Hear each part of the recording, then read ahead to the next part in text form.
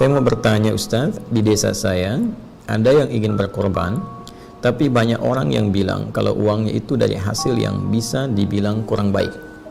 Kalau nanti setelah hewan korban itu telah disembelih dan dagingnya dibagikan, hukum bagi yang menerima bagaimana Ustaz? Terima kasih Ustaz. Wassalamualaikum warahmatullahi wabarakatuh. Baik, saya kira ini teman-teman sekalian terkait berkelindan juga dengan beberapa pertanyaan-pertanyaan yang disampaikan oleh kawan-kawan yang sifatnya bisa sejenis, ya, semacam bagaimana menerima undangan, kan, dari satu sosok atau pihak yang diduga pekerjaannya misalnya kurang baik, atau menerima hadiah atau sumbangan dan sejenisnya. Terkait persoalan ini, hukum syariat memberikan pendekatan dengan mengklasifikasikan hal ini pada dua bagian utama, ditinjau dari zat dan sifat. Zat adalah entitas benda, ya kan? Materi yang akan diberikan itu, ya, jenisnya seperti apa, apakah langsung bersumber dari yang diharamkan oleh syariat, baik dari langsung bendanya atau karena diperoleh satu perbuatan yang memang dinilai itu mutlak haram. Jangankan oleh syariat, hukum positif satu negara pun menganggapnya haram. Contoh yang langsung bendanya haram secara syariat, misalnya miras antika, minuman keras dan narkotika, kan? Itu sifatnya langsung haram karena zatnya.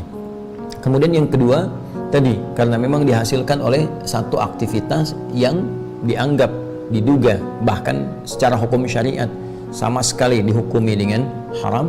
Dan hukum positif dunia pun itu bukan sekedar mengharamkan, melarangnya, tapi juga mencegahnya, ya, seperti hasil dari perampokan, ya kan, pencurian, korupsi yang terlihat nyata kebenarannya dibuktikan oleh hukum-hukum positif yang sudah ada. Maka yang seperti ini itu haram untuk diterima, ya kan? Dan sedapat mungkin dengan cara yang terbaik kita bisa menghindarinya.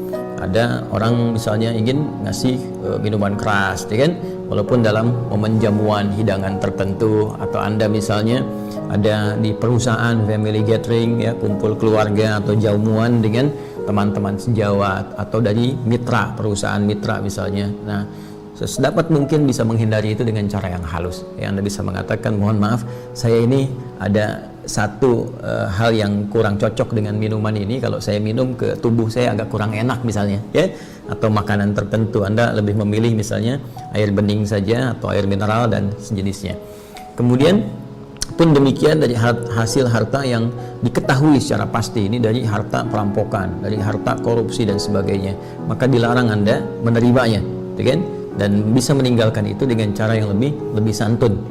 Ya, misal ada yang mau nyumbang ke masjid atau misalnya nyumbang semacam hewan kurban dan Anda tahu dibuktikan secara faktual, ya, secara hukum juga positif bahwa ini hasil dari harta yang tidak dibenarkan, maka Anda bisa mengatakan dengan cara-cara yang halus, misalnya, mohon maaf, di sini kuotanya sudah habis, jadi nggak bisa menerima yang ini, ya kan?